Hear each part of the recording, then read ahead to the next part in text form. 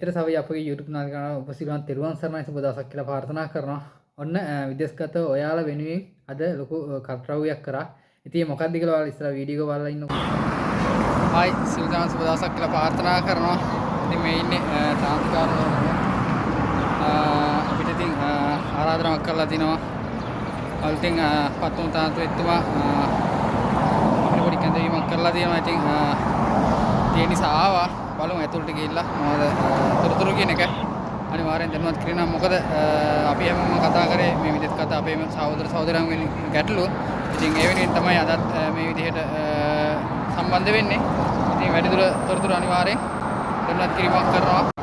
ඔන්න දැන් තමයි එළියට ආවේ. ඉතින් ගොඩක් කරුණු සාකච්ඡා කරා. ඉතින් මේ විදේශගත වෙන අපේ සියලු දෙනාගේම ගැටලුව තමයි අපි සාකච්ඡා කරේ. පෞද්ගලික අපේ කාරණා නෙමෙයි. අපි එදා ඉඳලා කතා කරේත් ඒවා තමයි. ඒවා නීති අනුකූල භාවයකින් ආයතනයක් සම්බන්ධ කරගෙන ක්‍රමවේදයක් හදනවා මිසක් අපි එළියේ කොච්චර තොරතුරු දුන්නත් කොච්චර සමාජගත වුණත් ඒවා සාර්ථක වැඩපිළිවෙලක් වෙන්නේ නැහැ. ඒකයි මේ විදිහට කතා කරේ. ඉතින් ගොඩක් සතුටුයි අපිට ඉතින් YouTube කරන අපේ සහෝදරයෝ ටික රැස්වුණා සමාජ සේවා කරන කට්ටිය එකතු වුණා. ඉතින් ගොඩක් කරුණු කාරණා සාකච්ඡා කරා. ඉතින් ඉදිරියේදී ඔයාලට ඒවා තොරතුරු දැනගන්න ලැබෙයි. ඉතින් ගොඩක් සතුටුයි මේ අවස්ථාව. මොකද අපි බලන් හිටියේ රජයක් කරා හරි ආයතනයක් කරා හරි අනිවාර්යෙන් වෙන්න ඕන දේවල් වෙන්න ඕන. අපි වෙන බලාත්කාරකම කිරීමක්වත් එහෙම නෙමෙයි රටකින් රටකට ඇවිල්ලා රස්සාවක් කරන්න එන අරමුණේදී ඒ රස්සාව ආරක්ෂා සහිතව කරන්න ඕනිකම තමයි අපි කියන්නේ. යම් යම් ගැටලු සිද්ධ වෙනවා යම් යම් අතරකම් සිද්ධ වෙනවා යම් යම් බලපෑම් වෙනවා නම් එතකොට එයාගේ ජීවිතේට හානියක් වුණාම එතනදී නීති ක්‍රමවේදයක් නැතිකම තියෙන්නේ.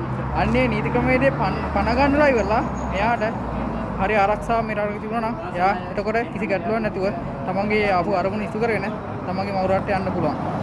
ඒක තමයි අපේ එකම අරමුණ. ඉතින් බලමු ඉදිරියේදී අපි සාකච්ඡා කරපු දේවල් පණ ගැන්වේ. ඉතින් ඒව සාර්ථක වුණාම අනිවාර්යෙන් අපේ අයට යම්කිසි දෙයක් සාධාරණ වෙලා දිනවා නම් අන්න ඒක තමයි අපේ බලාපොරොත්තුව. ඒක තමයි අපේ අරමුණ. ඒක තමයි අපේ උත්සාහය. ඉතින් එදාට අපේ සියලු දේ සාර්ථක වෙයි. එතකොට මින් පස්සෙවත් එන අයට මේ නීති අනුකූල ක්‍රමවේදයක් අනුව විදේශගත කරන ක්‍රමවේදයේදී නීති අනුභවයෙන් සියලු වැඩ කටයුතු සිද්ධ වෙයි. මේක තමයි වෙන්න ඕන. ඉතින් බලමු ඉදිරියට අපි සියලු තොරතුරු පැහැදිලිව දැනුවත් කිරීමක් කරනවා. එතකන් එහෙනම් සියලු දෙනාගේම දැනට සමුගන්න අපි කතාවෙන් වගේම ක්‍රියාවෙනුත් හැමදේම කරන්න පුළුවන් විදිහේ අපි උත්සාහයක් දරනවා. ඒකේ අවස්ථාවක් තමයි මේක. ඉතින් මුලින්ම නිලන්ත ඔයාලට ස්තුතිවන්ත වෙනවා මේ අවස්ථාවට අනුමැතිය ලබා ගත්තට, අවසරය ලබා ගත්තට. ඉතින් ඒ වගේම තමයි ලක්ෂිත රත්නායක තාමරේතුමා. ඉතින් එතුමා සවන් දුන්න අපේ ගැටලු සියල්ල ඉදිරිපත් කරනකොට සංවේදීව නිහතමානීව ඒ ගැටලු එහුම්කන් දීලා ඉවරලා කොහොමද ක්‍රියාමාර්ග ගන්න කියන එක ඉදිරියේදී අනිවාර්යයෙන් වැඩපිළිවෙලක් හදනවා කියන එක අපිට පොරොන්දු වුණා. බොහොම ස්තුතියි. මොකද අපි කොච්චර මේ එළියේ මේ දේවල් ඉදිරිපත් කරලා සමාජගත කරත් හරියාකාර ආයතනයක තොරතුරු ටික යන්නේ නැති වෙනකොට නීතියක් ක්‍රියාත්මක කරන්න බැහැ. දෙපැත්තේ මේක අඩුපාඩු තියෙනවා. එක්ක හරියාකාර තොරතුරු ටික ආයතනයට යන්නේ නැහැ. එක්ක ආයතනයෙන් හරියාකාර අවබෝධයක් නැහැ මෙයාට ගැටලු මොනවද වෙලා තියෙන්නේ කියලා.